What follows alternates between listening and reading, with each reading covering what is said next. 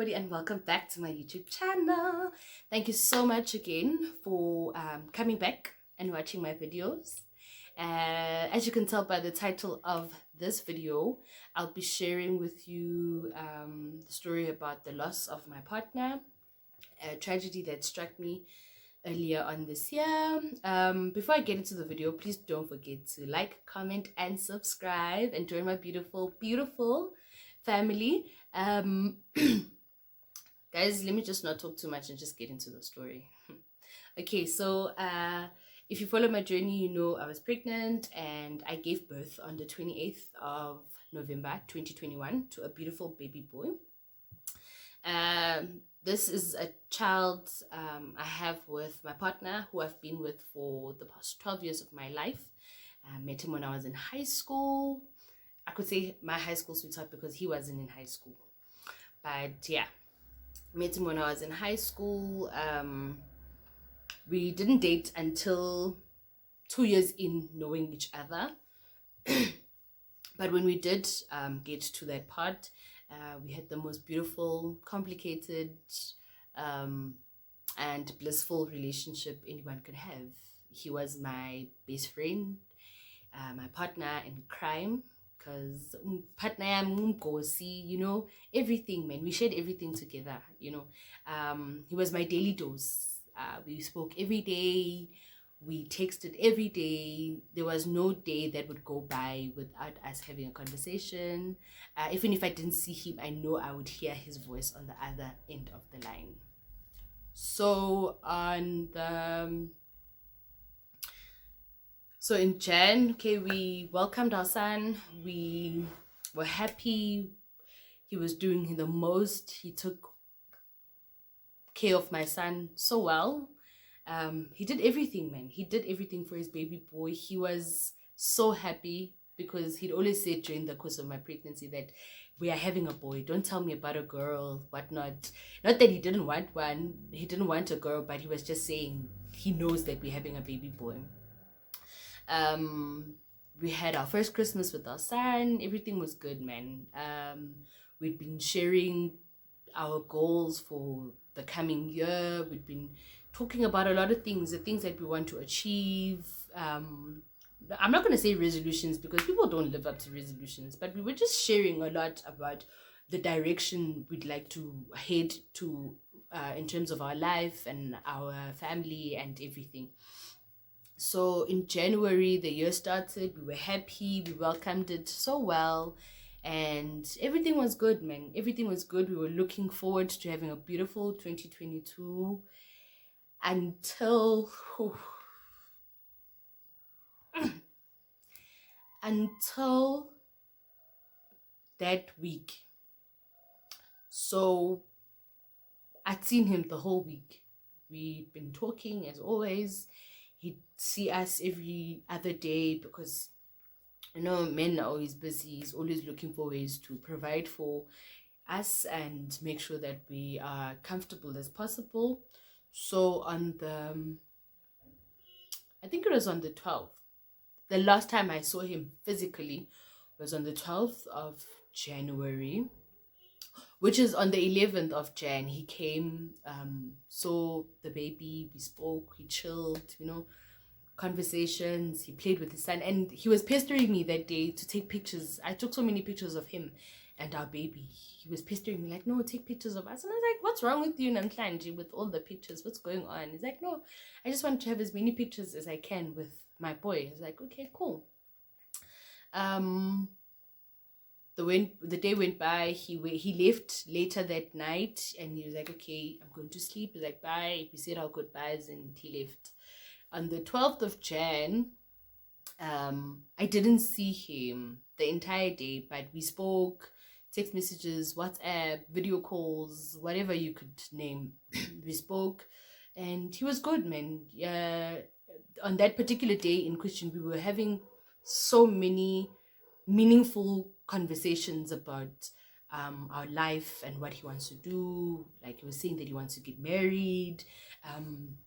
He wants to get into the Taxify and Uber business. It was meaningful conversations about progress in our lives. So later on, I think I went out. I saw him. We spoke, and it was like, okay, he needs to buy a few things for the baby, and I was like, okay, cool, no problem. So then he came later on. This was on the 12th of January. He came. He brought all the stuff. That was the last time I saw him physically, like touched him, hugged him, kissed him. That's the last time we actually saw each other in the flesh. Okay. The 13th came. We were having a beautiful day. We spoke, we giggled, we laughed, video calls with the baby throughout the day. And then around, I think it was 8, he called, wanted to see his son, showed him his baby boy. They were laughing, giggling, having their conversation. And at one point I said, okay, I need to go bath the baby and then I'll call him. I went, I bathed the baby, and then I called him back. We spoke again. This was at like around 9. And little did I know that was going to be the last time. That was going to be the last time we'd get a chance to actually video call with him or talk to him in whatever sense, you know. But I think a few minutes after the video call, we were just texting. And I'd said to him, you know what, let me just breastfeed the baby and then I will, I'll tell you when I head to bed. So I breastfed my baby. At around 11, my baby went down. He went to sleep and I was like, okay, cool. I will, I'll wait for him. I even told my mom I'm gonna wait for my baby to actually like settle, and I'm just be sure he's sleeping, and then I'll head to bed as well. Okay. So he sends me a voice note to say, you know what, I miss you guys. I haven't seen you. I know I was supposed to come today, but I'll see you guys tomorrow. It's like, okay, cool. And then when I do head to bed, like 30 minutes later, I sent him a text instead of calling because I was like, I'm groggy, I'm sleepy, so having a like telephone conversation would be too much. So then I sent him a text to say good night, hope you're safe and we love you. Whoa, guys, what came after that text was the worst thing possible because I get a call a few minutes after the text I sent from the friend, and I get a call and I answer with so much enthusiasm because I'm thinking, oh, he's getting back to me because I sent him the text. And on the other end of the line, I hear a voice that says, hello, Sisi. And I'm like, hello. He's like, no. So is his friend.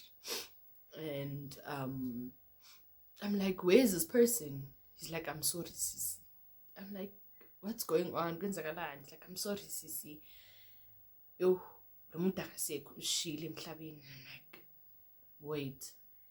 I was just talking to him. You know, I stand up because I was already like tucked in. I stand up and I ask him, like, what are you saying? He's like, okay, so this person is no more. He's gone. I have never screamed like this in my entire life because that was something I didn't expect. That was something like, who would wake up and think that their day will end with them losing their partner? Nobody, you know, nobody dreams or even thinks or even anticipates such a tragedy in their life. So then I'm screaming and my mom's like, Kwenzakalan, like, what's going on? Why are you screaming so much? You know, because I still have the phone in my hand, but I'm in shock. She grabs the phone from my hand and she asks me again, Kwenzakalan? And I'm like, yo, I don't know. She takes the phone and she can see that the call is still running. So she ask the person on the other end of the line to say, "When's and why is she crying so much?" And he actually says it again to my mom. But you know what? This person is no more. And my mom just froze. My mom just froze, and at some point I felt like she kept it together because I was falling apart already.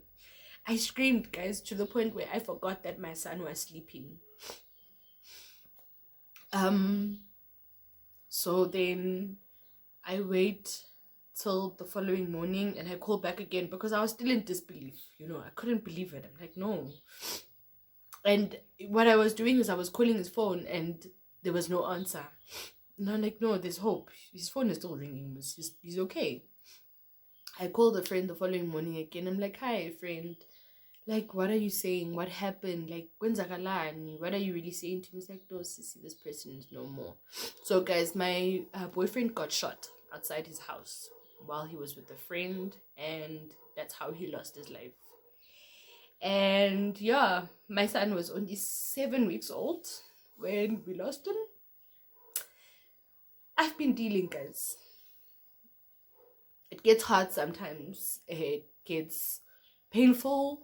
I wish he was here. I wish he could see his son grow up because my son is the most amazing little person. He's beautiful. He is beautiful. And to make matters worse, my son looks just like his father. He is a spitting image of his father through and through. So I see my son every single day and I see him.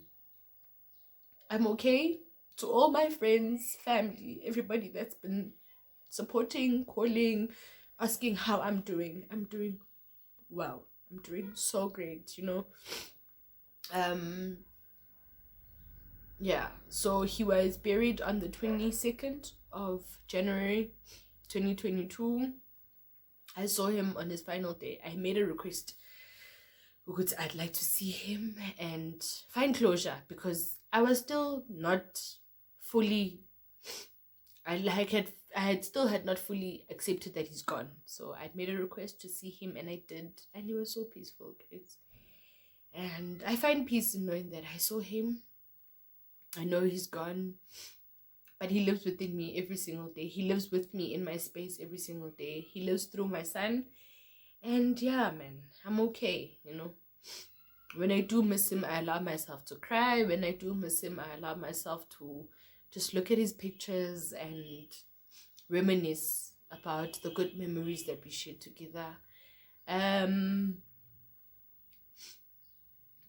doing fine. I'm doing okay, even though sometimes talking about it does help. I believe in talking. I'm one person that believes in sharing my feelings because it actually helps me feel better. But honestly, nobody, like nothing anybody says, nothing anybody could advise you with will ever really aid you in dealing with the pain. You just have to allow yourself to go through the motion of everything that takes place during that process of grieving the loss of your partner.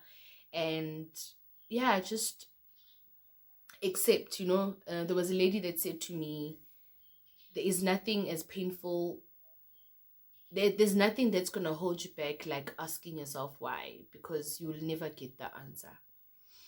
Accept he's gone and you'll see now, you'll get better. And I really stopped asking myself why, because as much as I would like to know why they did it, the people who did it to him, why did they do it, what did they gain out of it besides just killing him and him not being with us physically.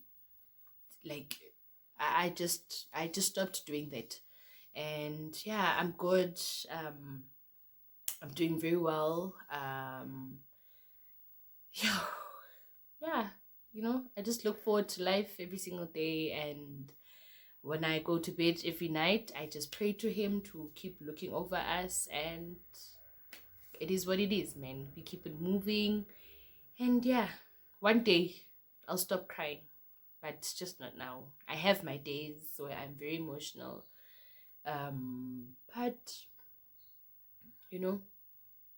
I find comfort in knowing that I spent so many years of my life with him and I've experienced every bit of his being. And the only thing now that scares me is that my son is gonna grow up and I'm gonna have to explain to him that why doesn't he have a father, what happened to his father and all that. But I'll cross the bridge when I get there, you know. But I'll make sure that I raise my son to be the best possible version of himself and to be an amazing young man. Thank you so much, guys, for watching my video, and I'll see you in my next one.